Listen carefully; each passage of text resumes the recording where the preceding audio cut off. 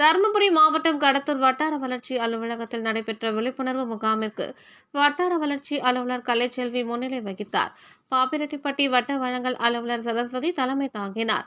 பென்னாகரம் வட்ட நுகர்வோர் மற்றும் பாதுகாப்பு சங்க தலைவர் சம்பத்குமார், நுகர்வோர் பாதுகாப்பு சங்க பொருளாளர் ஜீவானந்தம், நுகர்வோரின் உரிமைகள் கடமைகள், நுகர்வோரின் உரிமை மீறல்கள், நேரடி விற்பனை, நுகர்வோர் நீதிமன்றங்களின் தீர்ப்புகள், தரம் குறைவான மின்சாதன பொருட்கள், ஆன்லைன் சேவை குறைபாடு நிவாரண வழிமுறைகள் பற்றி மகளிர் சுய உதவிக்குழுவினருக்கு விழிப்புணர்வு ஏற்படுத்தப்பட்டது. இதில் தருமபுரி மாவட்ட நுகர்வோர் பாதுகாப்பு சங்க ஒருங்கிணைப்பாளர் கிருஷ்ணன் உள்ளிட்ட சுற்றுச்சூழல் வட்ட தலைவர் சம்பத், தொழிலாளர் ரெங்கநாதன் உள்ளிட்ட 100க்கும் மேற்பட்ட மகளிர் சுய உதவிக்குழுவினர் கலந்து கொண்டனர்.